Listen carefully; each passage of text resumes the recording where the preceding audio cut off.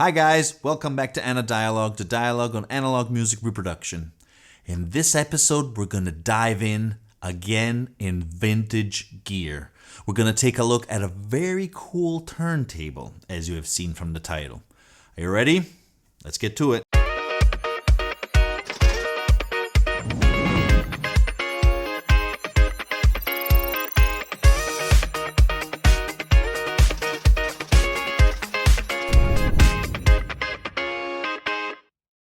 Okay guys, every once in a while I like to purchase a piece of gear and try to understand how it works, listen to it, and get a feeling of how that old gear worked, which is the basics of hi-fi as we know it today, which I think is an important part of our history, and that's why I love to explore that and bring it here to you. Okay, so today we're going to take a look at probably one of the top turntables by you-know-who, Dual. Yes, amazing German company, Dual, which, as you know, I'm a big fan also for their cassette decks. If you haven't seen that video, do, because that is a precious jewel, that amazing C844. Here is a link. This episode is special because we're also going to take a look at a different type of turntable. Not only a cool vintage piece of gear, but it's also different. I'm sure all of you guys are familiar with direct drive turntables, like for example my Technics and many others, and the modern Audio-Technica and things like that, and also with the belt-driven turntables, which usually are considered the more audiophile types, even though you know my impression on that. It depends, but we're not going to go in that. There are various types of turntables. Another type is also the idler type of turntable, like the one we're going to take a look today, the Dual 1019. Amazing gear. What is the difference? Roughly, instead of using belts of different types or direct motors, you have a rubber wheel, usually has rubber, which couples the motor with the platter. In this rotation of this wheel, should give at least a constant rotation to the platter itself.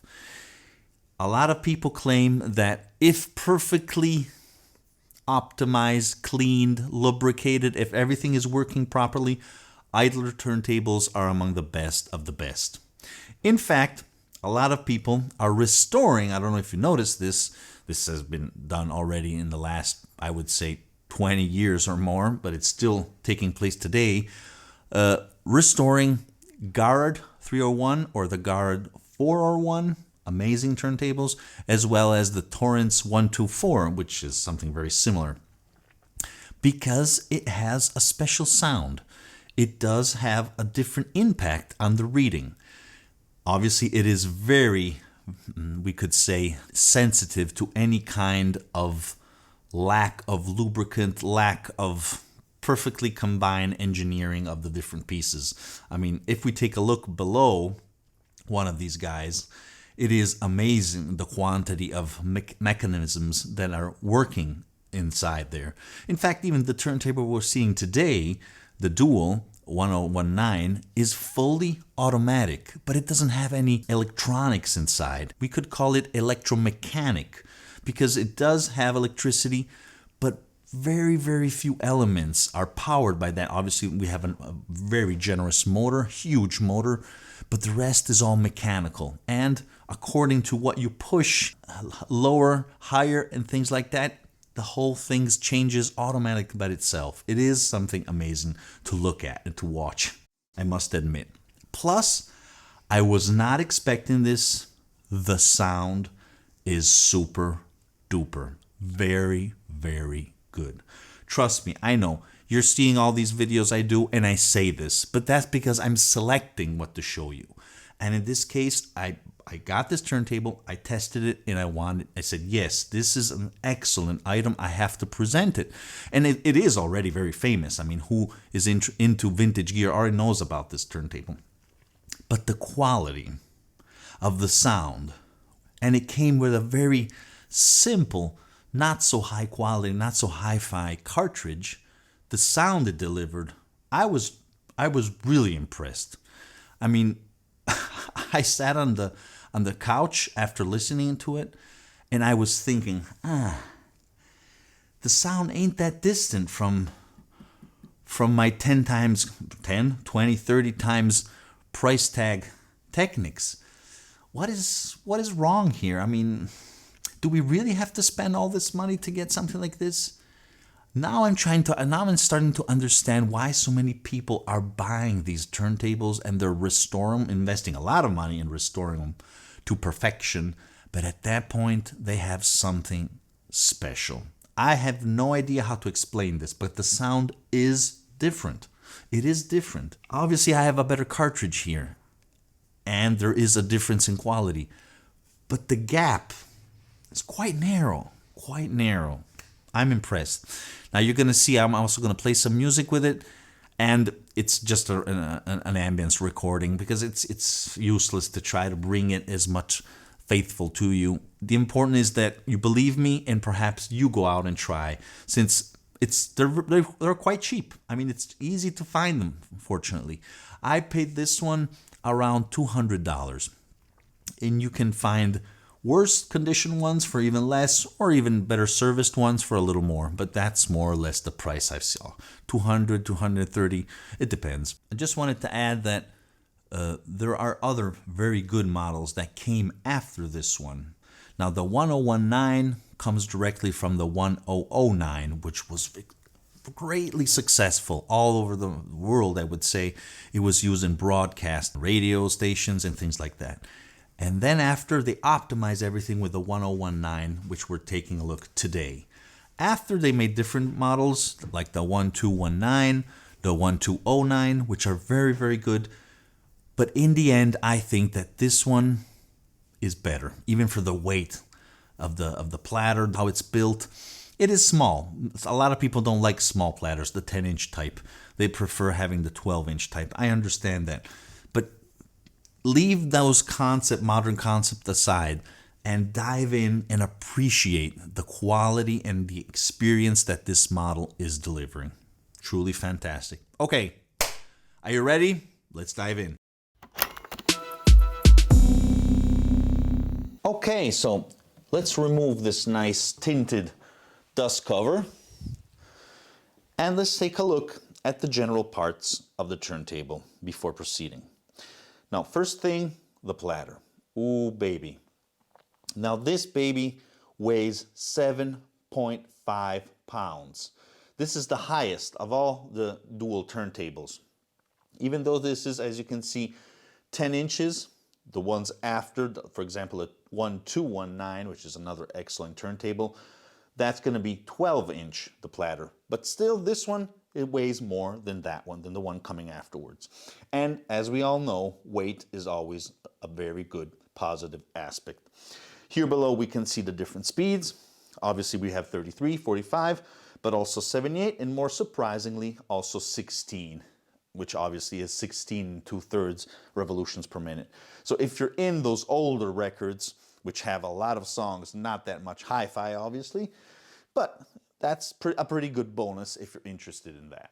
On this other side, we have the nice arm. It has precision ball bearings for vertical and horizontal movements.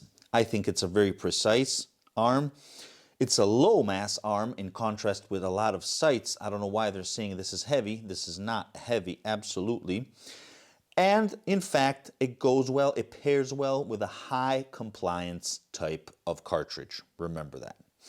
So here you can see the counterweight, which can be rotated in order to determine the tracking force. It has the anti-skating. It also has VTA, so you can higher and lower the arm. Very, very cool.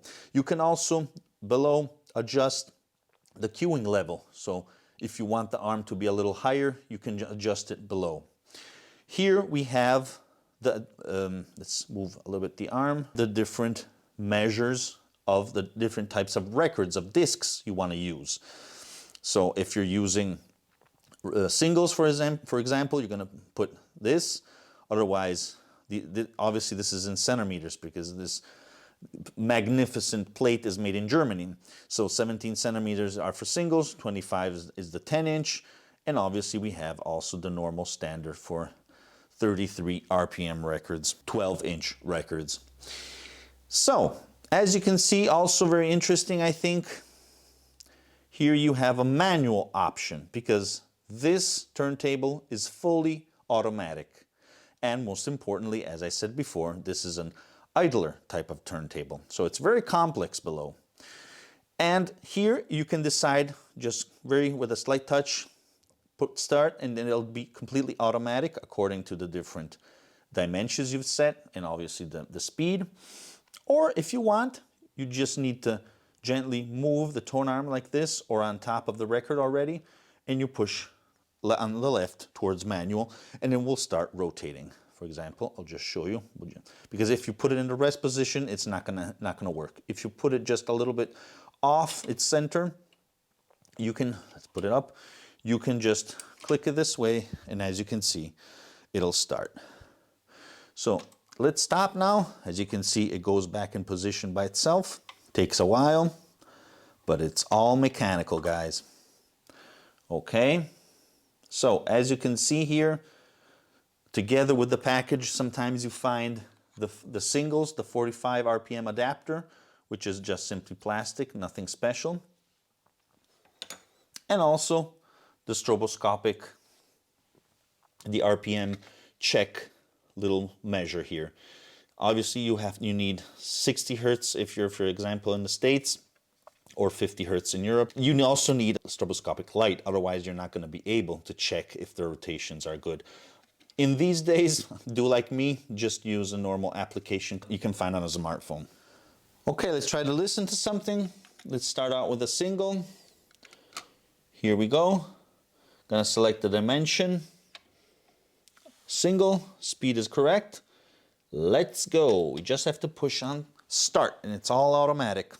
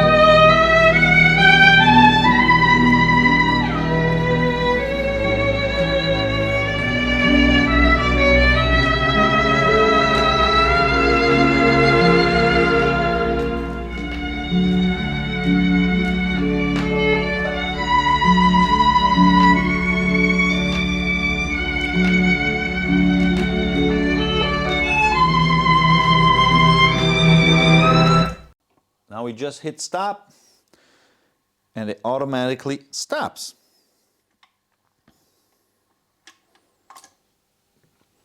It's a good idea always to stop it with your fingers like this, and sometimes also if you want you can start it with your own hands, but I mean the torque is so strong. There's a huge motor here below and it's amazing, amazingly built, amazingly power. You should see the motors that they put now. I mean they're minuscule compared to this one. Okay, now let's go for a 33 RPM. We're gonna listen to Daniel Barenboim with a Haydn Concerto. Okay, let's remove this. As you can see, this is larger than the platter, but it is a distinctive feature, I think. It is, I think, cool in the end. And it's compact. You can put it very easily in different places.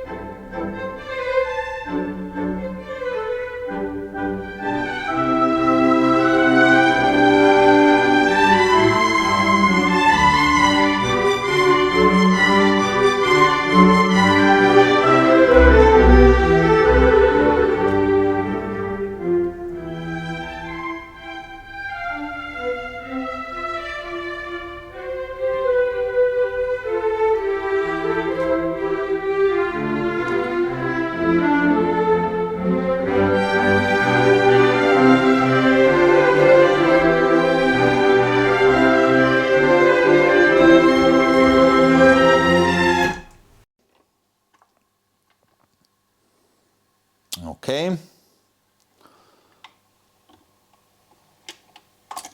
When you hear the click of disengagement, you can stop it with your hands. Now, I forgot to mention, first of all, this platter has a very cool suspension feature. Now, look, as you can see, it moves, it's floating almost, because it's positioned on 3 springs that keep it somehow floating. And this greatly reduces vibrations. It also can increase them if they're strong. But at the same time, like this, it is a great solution. So a lot of people are taking them away. Don't. Leave the springs on. Plus, I wanted to show you what cartridge I'm using. Here you go. As you can see, you can detach this. Here we have the connections. It's a good idea to clean them with contact cleaning liquid. And you have to pay attention, as I said, to the compliance and also to the type of cartridge you can mount here. Even though I saw people trying to change this type in order to use this arm, because it is a very excellent arm. So we're using the Akos M6. And you guys, this very simple cartridge and this very amazingly good piece of equipment created a fantastic sound, which obviously you're not hearing through the gear here, through the mic, which is an aerial type of recording. But trust me, guys, this is astounding. Okay, guys, I hope you enjoyed listening, discovering this model. Please write down if you have other suggestions for other dual models. If you were going to buy this one and you're going to try to go down this rabbit hole, I want your feedback. I'm interested. And that's all. As you know, always, music has born analog. Thank you, guys. Bye. Well, guys, if you're enjoying my videos and you're enjoying my channel, please consider to subscribe by clicking the black and white logo here below. Also, don't forget to click the notification bell so you'll never miss an episode and you will become a true member of the analog community.